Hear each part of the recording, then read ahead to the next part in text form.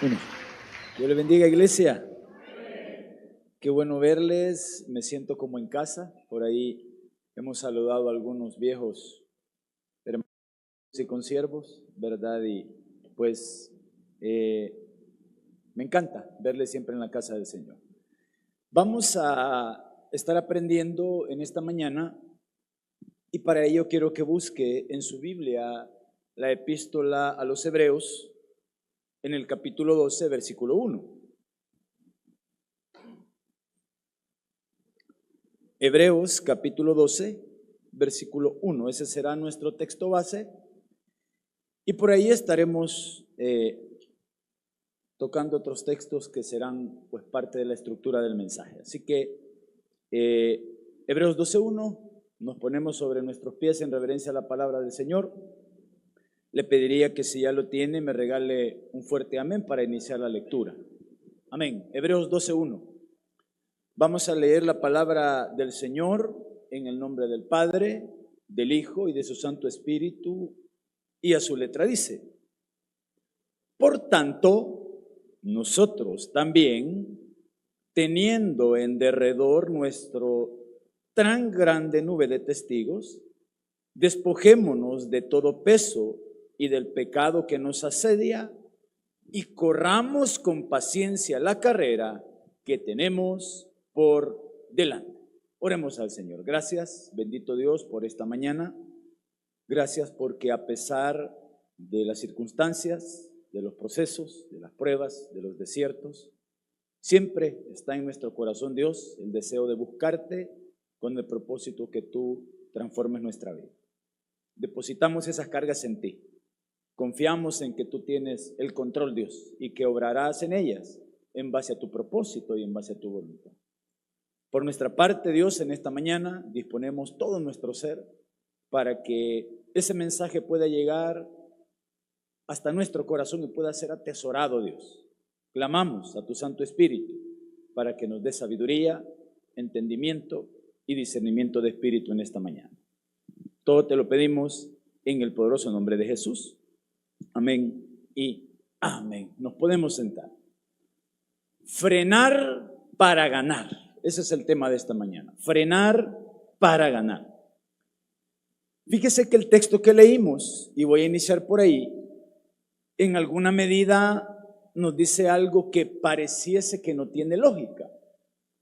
Porque el texto nos dice que debemos de correr con paciencia. Correr con paciencia. Ahora, ¿quién va corriendo con paciencia, verdad? Y es que cuando corremos, lo hacemos porque tenemos prisa. Cuando corremos, lo hacemos porque es nuestra intención llegar a un punto X y hacerlo lo más pronto posible. Cuando estamos en las calles, casi siempre, y vemos la manera de conducir de nuestra cultura, de nuestra sociedad, y a veces hay una señal, y la señal dice alto. Y cuando la señal dice alto, ¿qué es lo que debe de hacer el que conduce? Pues debe detenerse, hermano. Nosotros aquí nunca nos detenemos en los altos. Estamos a punto de llegar al alto y comenzamos. Y no detenemos marcha, sino únicamente verificamos que no venga nada y nosotros seguimos con nuestro viaje. ¿Por qué? Porque estamos en ese afán, vamos corriendo. Entonces, es normal que si nosotros vamos corriendo y vamos caminando, vamos con rumbo hacia algún lugar, pues que lleguemos lo más rápido posible, lo más pronto posible. Y el sermón nace porque nosotros somos más jovencitos que ustedes. Nosotros estamos por cumplir en el mes de junio 10 años de que Dios nos ha bendecido con el ministerio. Ustedes ya tienen muchos más. Pero les decía yo a los líderes de la iglesia y les decía, hermanos, estamos en el año 10 y debemos de reflexionar y hacer un alto. Debemos de parar para observar dónde estamos, cuáles son las cosas que no han estado bien y cuáles son esas cosas que no han estado bien, pero que debemos de mejorar. Porque muchas veces estamos en tantos afanes y enfocados en tantas cosas triviales, quizá, aún en el ministerio, que nos desenfocamos. ¿Cuál es la meta? ¿Cuál es el objetivo? La meta, el objetivo nuestro, predicar el Evangelio de Jesús. Y fíjese que el texto nos enseña, y al hacer el análisis de él, obviamente no lo vamos a hacer por tiempo, pero cuando exhorta e invita a que corramos la carrera con paciencia, pues se refiere precisamente a la carrera de la vida. Y cuando hablamos de la vida, hablamos de nuestra vida espiritual. Mal llamamos nosotros los creyentes y decimos, es que en mi trabajo secular, pero es que nosotros no vivimos en lo secular. O al menos no deberíamos de vivir en lo secular. Nosotros tenemos que vivir en lo espiritual. Somos hijos de Dios. El Espíritu Santo está en nosotros. Entonces, hermanos, muchas veces la victoria de esta carrera no únicamente depende qué tan rápido vayamos y que lleguemos lo más pronto posible, sino que sepamos parar en el momento oportuno, que sepamos frenar cuando se debe para hacer un alto, un stop y ver qué es lo que pasa a nuestro alrededor. Siempre fui muy aficionado, bueno, siempre lo soy, a las carreras de motovelocidad, lo que se conoce como el MotoGP. Y entrevistaban al mejor corredor del mundo, según mi opinión, y él había recién pasado de escudería de Yamaha a la famosa Ducati. Y él venía de ganar todas, hermano, las competencias, primeros, segundos lugares, y pasa a la nueva escudería con Ducati y empieza a perder. Y del primer lugar bajó al séptimo, y del séptimo al octavo, y del octavo y empezó a descender. Y lo entrevistan y le dice, hey, ¿pero qué pasa? Y les dice él, tengo una máquina tremenda, tengo una máquina potente, capaz de correr 340 kilómetros por hora y llegar a 160 en 2 segundos. Pero el problema es que no puedo frenar la máquina.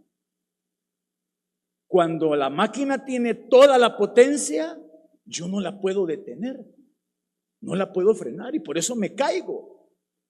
Y por eso muchas veces disminuyo la velocidad y no doy la potencia que da porque no puedo detener la máquina. Entonces, hermanos, esto nos enseña que no obstante tengamos todos los recursos quizá, que no obstante tengamos toda la disposición, tenemos que hacer un alto. Y el contexto que nosotros observamos de este pasaje de Hebreos no lo podemos entender si no leemos el capítulo 11. Y el capítulo 11 de Hebreos describe a lo que hicieron ciertos hombres llamados por Dios por la fe. Y menciona por la fe Abraham, por la fe José, por la fe Moisés, por la fe Gedeón, y menciona varios nombres. Claro, Dios los llamó y Dios les dio autoridad y Dios los bendijo en su llamado ministerio. Y para poder llegar a este punto y entender lo que nos quiere decir el escritor, y para poder entender la victoria que lograron estos hombres a través de las promesas de Dios, debemos de entender la esencia del mensaje. Porque ese es el primer stop que debemos hacer, en la esencia del mensaje. Decía en los anuncios William, y decía él, hay torre de oración. ¿Cuándo es? Mañana. Mañana hay torre de oración. Y decía, venga, su milagro. Y hay que hacer un stop. ¿Cuál es el mensaje, hermano? Primera de Corintios capítulo 15, 3, 4 dice cuál es el mensaje. Quizás vayamos allá para que sentemos una base o sentemos un fundamento. Primera de Corintios 15, 3, 4.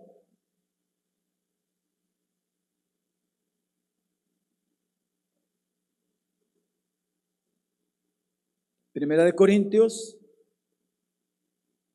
15, 3, 4. ¿Está conmigo, hermano? Amén.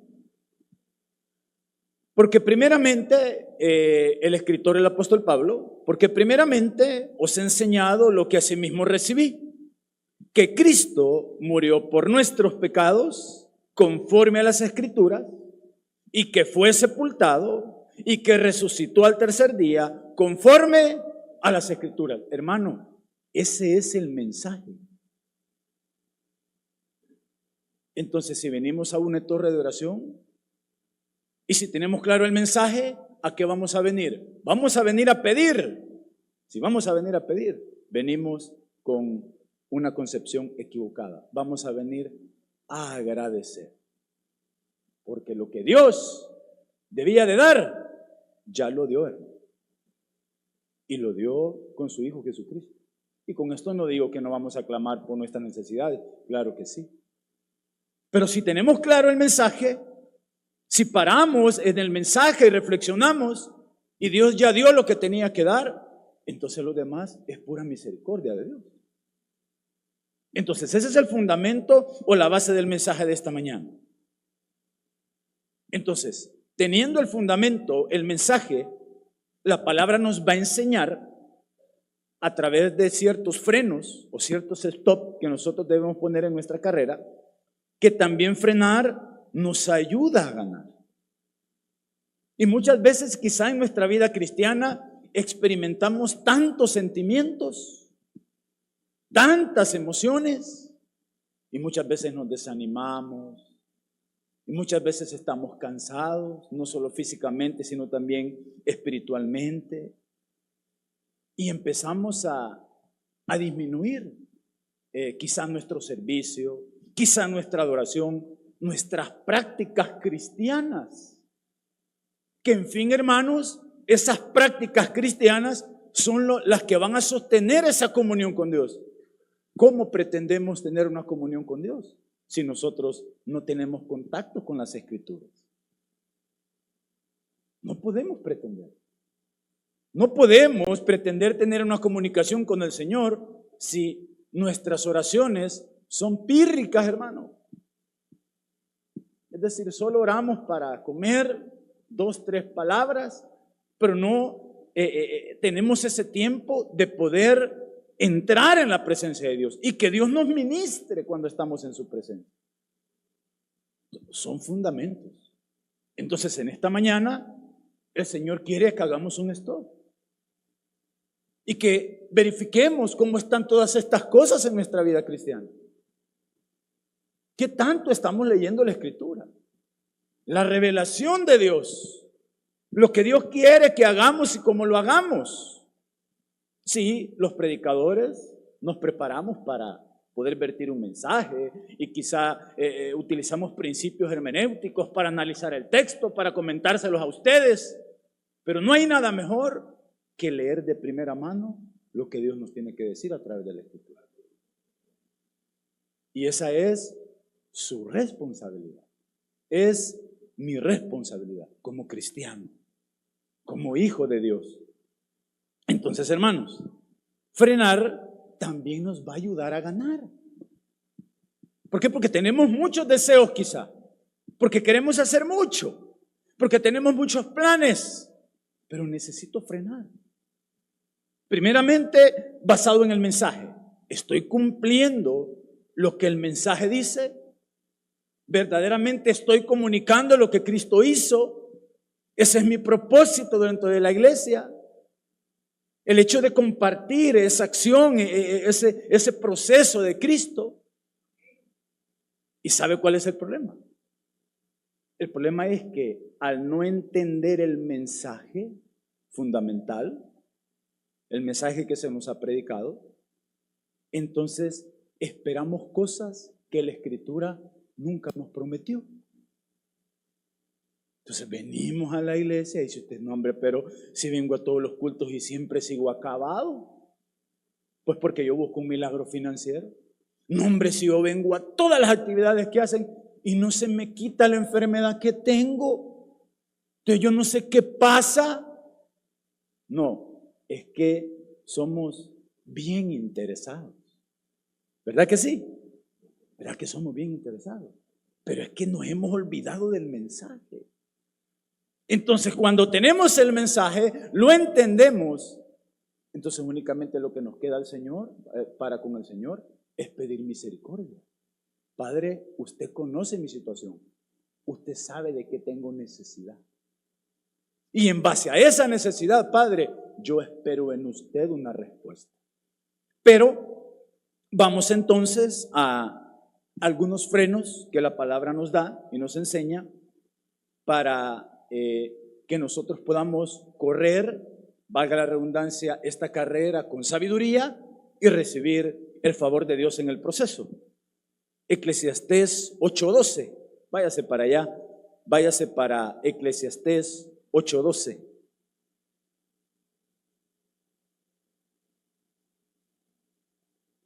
Eclesiastés 8:12.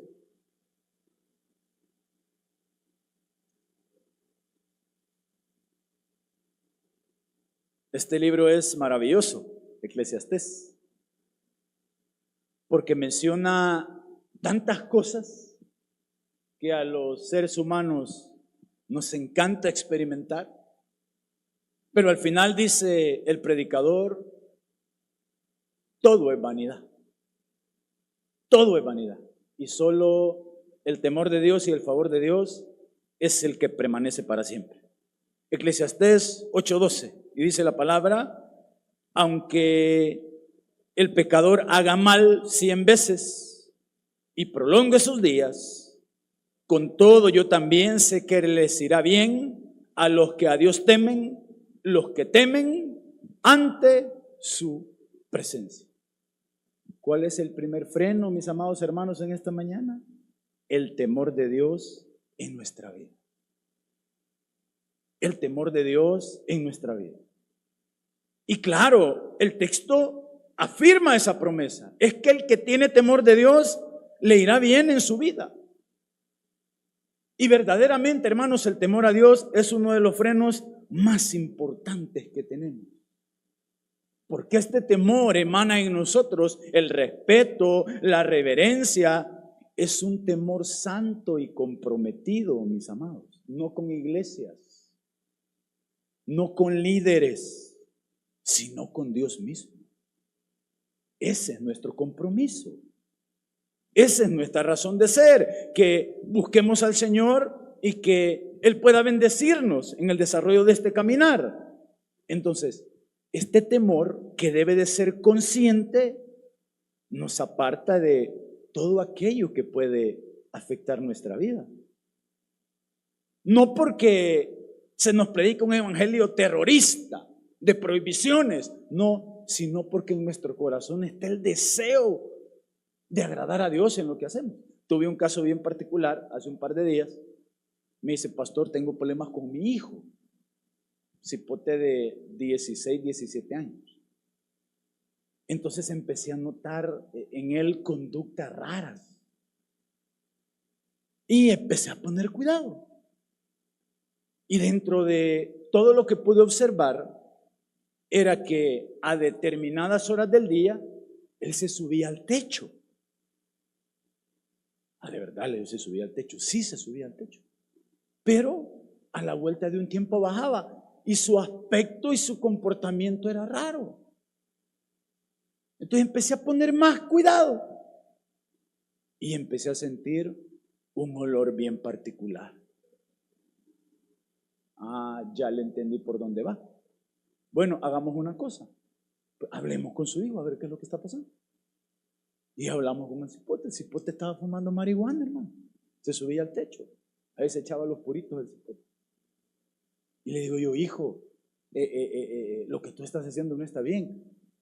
Y solo fíjese el argumento, pastor, yo no sé por qué ustedes siempre predican ese evangelio que limita, ese evangelio dictador, si es que lo que yo fumo es parte de la naturaleza, de la creación de Dios.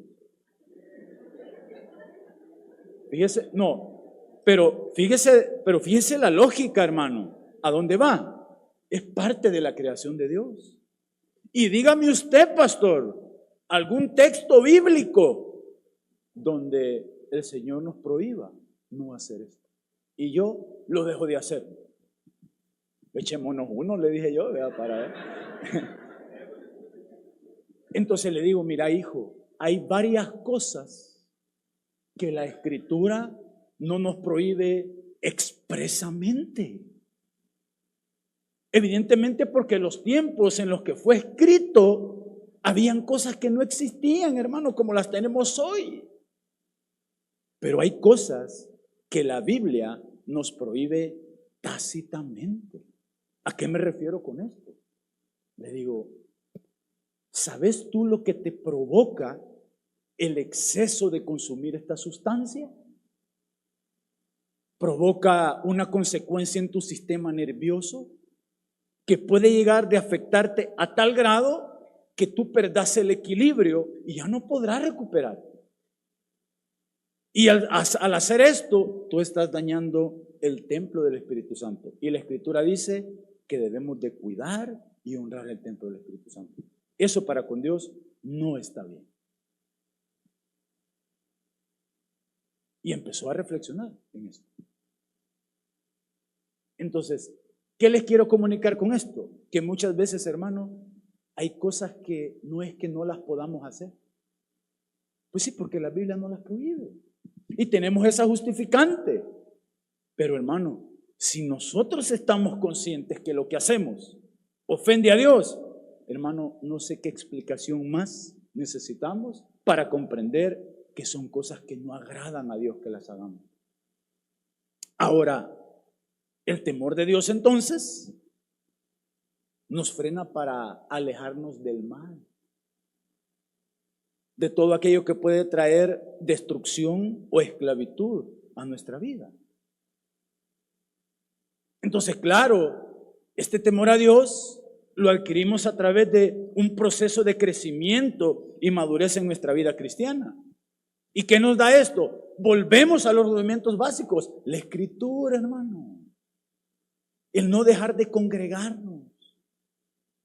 El siempre estar prestos a escuchar la instrucción de Dios. Entonces, claro, para ese cipote fue la marihuana, hermano. Pero para nosotros puede ser el carácter. Tenemos un carácter tan pésimo, tan lejos de la voluntad de Dios, tan lejos del temor de Dios, bajo el título, así soy yo. Y el que me quiera, me tiene que querer como yo soy. Vos así me conociste. Y empezamos a justificar. Y con ese mal carácter, estamos dañando primero nuestro testimonio y estamos afectando a los que están alrededor nuestro.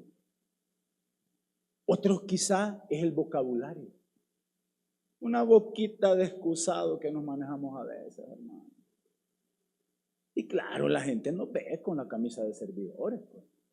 Si lo ve que viene bien mojado los bigotes el domingo aquí a la iglesia y no se ha bañado, al menos se echó gelatina. Pero viene con su camisa, pero un vocabulario que cuando la gente lo escucha hablar. Es como las muchachas de Chalate, ¿verdad? Bien bonitas, pero que no hablen, hermano. Ya usted me entendió. Como dice el pastor general, el que entendió, entendió.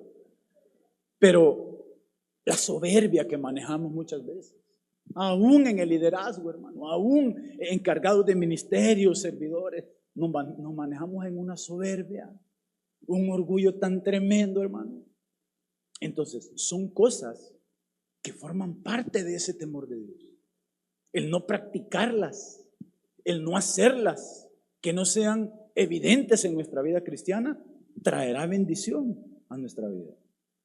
Entonces, el temor de Dios no solo hace esto, sino que también nos ayuda para enfrentar la tentación y vencerla. Uno de los casos más emblemáticos de la Escritura, que usted lo conoce muy bien, se ha predicado mucho de esto, es el caso de José. José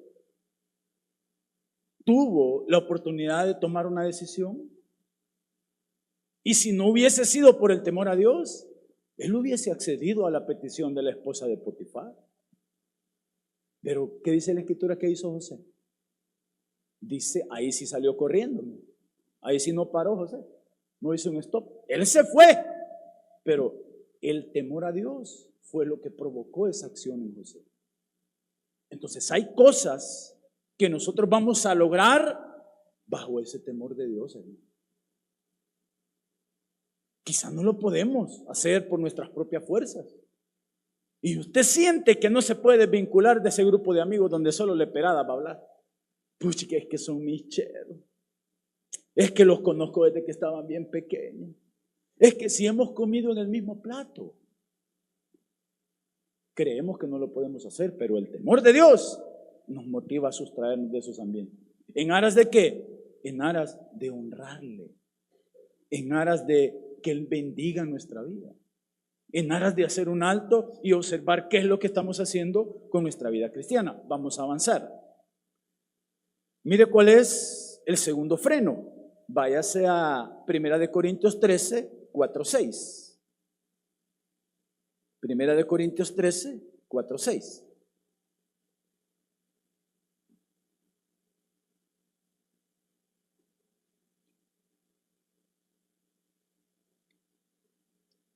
¿Va conmigo? Sí. Si no está en la pantalla también, ¿verdad? Lo leemos entonces por el tiempo. 1 Corintios 13, 4, 6. El amor es sufrido, es benigno. El amor no tiene envidia. El amor no es jactancioso, no se envanece. No hace nada indebido, no busca lo suyo, no se irrita, no guarda rencor, no se goza de la injusticia, mas se goza de la verdad. El segundo freno es el amor que tenemos por nuestra familia, hermano. Ese es el segundo freno que debemos experimentar en nuestra vida cristiana. Y fíjese que este texto lo utilizamos porque nos menciona las características del verdadero amor. Pero encontramos esencialmente dos características importantísimas. Que el amor no hace nada indebido y que el amor no busca lo suyo.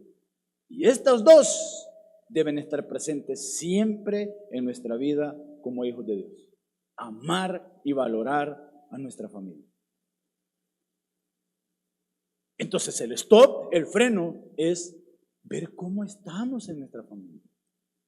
Ver cómo está mi sacerdocio de la familia. Hermano, bueno, los seres humanos enfrentamos procesos y etapas distintas y el Señor nos va enseñando. Ya nosotros estamos en una etapa donde pues ya todos los hijos están grandes y ya toman sus propias decisiones. Y hemos llegado al momento que hasta yo lo predicaba antes y les decía yo, ya cuando sus hijos puedan tomar sus propias decisiones, ahí vamos a ver lo que usted enseñó. Y en ese momento estamos recogiendo los frutos de esa cosecha. Pero el amor de la familia no debe de apartarse de nosotros. No hace nada indebido. ¿Y sabe por qué? Porque las acciones o decisiones van a afectar negativamente a los seres que amamos. Y que la palabra nos enseña y nos muestra que los debemos amar. ¿Cuántos hemos impactado o estamos impactando a nuestra familia con nuestras palabras? La manera en cómo tratamos a nuestros hijos. De pe para arriba. Bicho pasmado. Y sí, el bicho es así, pero porque usted le viene diciendo lo mismo todos los días. Palabras de confirmación, es profecía. Es decir, hay situaciones que nosotros mismos provocamos. Humillamos a nuestros hijos. Aquí en mi casa se hace lo que yo digo y si no nadie se harta. ¿Y por qué se ríen? O sea que ustedes lo hacen, ¿no? Son cosas que están dañando a nuestros hijos. Y ese fenómeno que siempre se repite por la falta de sacerdocio en hogares cristianos. Mire, yo tengo la oportunidad de trabajar en el área de justicia. Y ¿sabe usted en un 90% quiénes son los que están afuera de los tribunales esperando el juicio de sus hijos? La mayoría, hermanitas, tapaditas de la cabeza. Hasta cultos hacen ahí, en los comedores que están enfrente del centro judicial. Hacen cultos. Gloria a Dios por ello, si es para glorificar el nombre de Dios. Pero, ¿y dónde estaban esas madres ejerciendo su sacerdocio, esos padres, cuando sus hijos cometían las acciones delictivas? ¿Dónde estaban? Quizás en la iglesia. Probablemente estaban en la iglesia, descuidando su familia, descuidando sus hijos. Cuando estamos exhortados a tener un sacerdocio, y es un sacerdocio integral, hermano. Si la manera en que nuestros hijos van a repetir lo que nosotros hacemos con respecto a la fe es por cómo lo ven en nosotros. Te dicen, no, hombre, mi mamá, qué bárbara, qué mujer esa, de oración. Y quizá en algunas ocasiones nuestros hijos han entrado a nuestro cuarto y nos ven a nosotros hincados y postrados orándole al Señor, y ya salen ellos y dicen, está orando mi mamá. ¿Usted cree que esa acción no comunica, hermano? ¿Usted cree que esa acción no hace conciencia en ellos? Que todo lo que tenemos, que todo lo que logramos por la familia es por esa acción de humillarse delante del Señor. A eso se le llama sacerdocio. Y la palabra nos exhorta a ser sacerdotes de nuestra familia. Entonces, hermanos, tenemos que poner un alto, tenemos que poner un freno y anteponer los intereses de nuestra familia sobre los nuestros. Asumir ese sacerdocio, porque también ese amor a nuestra familia nos tiene que frenar para no traer a nosotros situaciones que traerán escasez y afectarán a nuestra familia. Malas decisiones financieras, pésimas decisiones financieras, traen sufrimiento a la familia. Muchas veces no son los malos tiempos, es que está duro, es que estos tiempos están terribles, las ventas están malísimas. Quizás no son los malos tiempos, quizás no son las malas ventas, son las malas decisiones que tomamos, queriendo tener una vida que no podemos tener, hermano. O al menos no es el tiempo para tenerla. Hay que tener paciencia, hay que frenar en esta situación. Y vamos al tercer freno. Eran 4, pero no creería que los alcancemos a cubrir. Pero el tercer freno lo estudiaremos en Proverbios 22:1. Proverbios 22:1. Proverbios 22:1.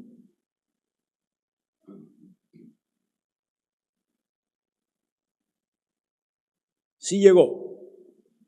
Proverbios 22:1. Si no, se lo leo por el tiempo. Y dice la palabra del Señor: de más estima es el buen nombre que las muchas riquezas, y la buena fama más que la plata y el oro. Hemos tocado 2 puntos. El temor a Dios es el primero, el primer freno. El segundo freno, el amor por nuestra familia. Y el tercer freno tiene que ver con nuestro testimonio cristiano delante de los demás. Siempre estuve de acuerdo con lo que decía el pastor fundador, ¿verdad? Decía él, gracias a Dios por las viejas chambrosas, decía él. ¿Se acuerda? ¿Se acuerda que así decía él? Él decía, gracias a Dios por esas viejas chambrosas, porque por esas viejas chambrosas me tengo que cuidar yo, a que no vean las sinvergüenzadas que ando haciendo. Claro, me lo decía, lo expresaba, pero siempre pienso yo que es lo mismo. Si al que le molesta el hecho de ser, porque nosotros es lo que somos, o es lo que debemos ser un parámetro, y que la gente ve en nosotros un cristianismo sólido, pero el que tiene temor a esto es porque en algo anda, hermano.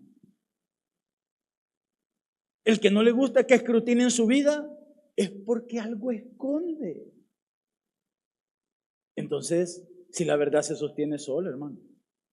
Y sabe que es lo más maravilloso que siempre nos enseña Proverbios 16:7, no lo busque, que cuando los caminos del hombre son agradables a Dios, hasta a sus enemigos hace estar en paz con él. O sea que habrán enemigos, ¿verdad? detractores, que nos critiquen y que seamos la comida de ellos.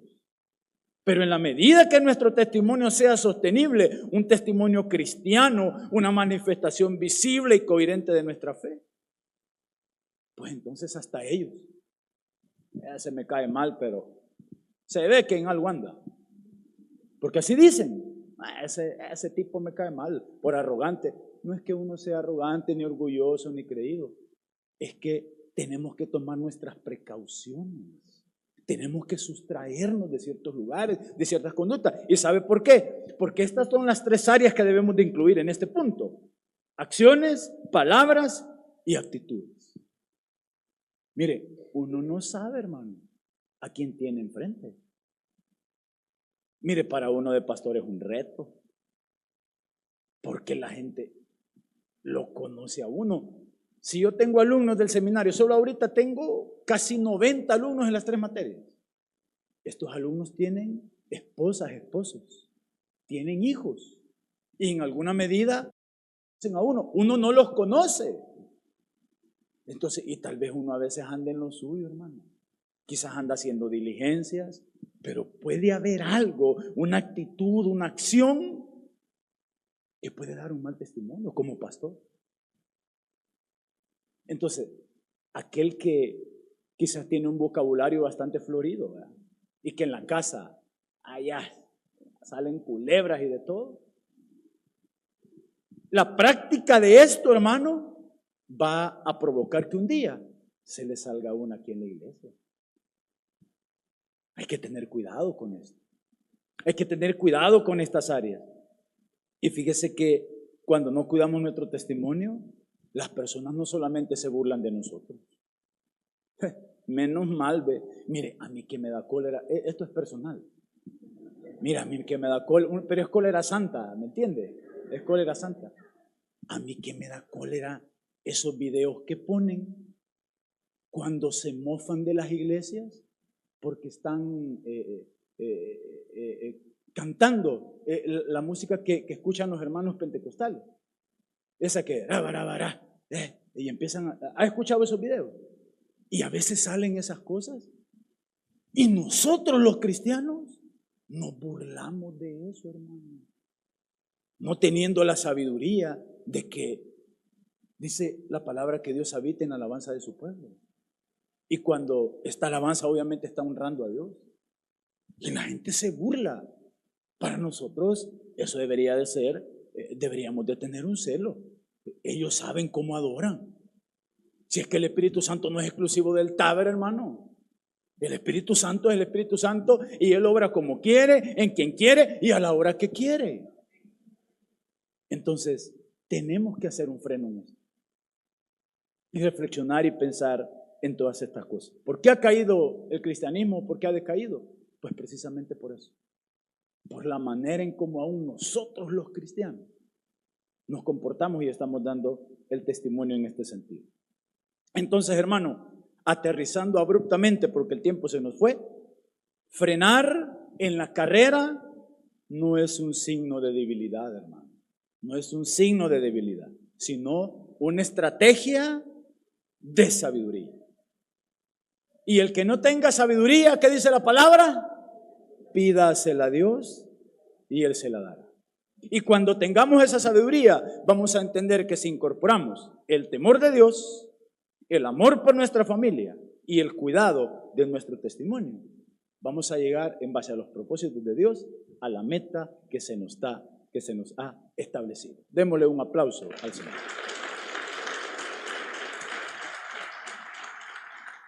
Gracias, amado Dios, por este privilegio inmerecido de poder dirigirme a tu iglesia, Señor, y de ser claro en el mensaje, un mensaje práctico, un mensaje real, un mensaje al cual debemos de poner un stop y una atención específica y determinada. Gracias por enseñarnos, Dios, que el temor a ti es el que bendice. Gracias por enseñarnos, Dios, el valor de nuestro sacerdocio en nuestra familia. Y gracias, Dios, por enseñarnos la responsabilidad que tenemos como embajadores, como representantes, Dios, por el hecho de ser hijos tuyos. Ayúdanos a representar un cristianismo bíblico, un testimonio consistente, Dios. No en honor a compromisos de hombres, agradar a pastores, líderes, sino por agradarte a ti, Dios. Someternos a tu soberana voluntad. Solos no lo podemos hacer, pero tú has prometido para nosotros estar siempre.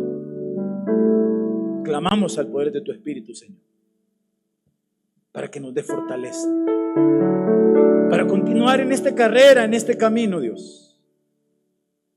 Y que mientras nos permitas en este mundo, podamos honrarte, Señor, en todas las áreas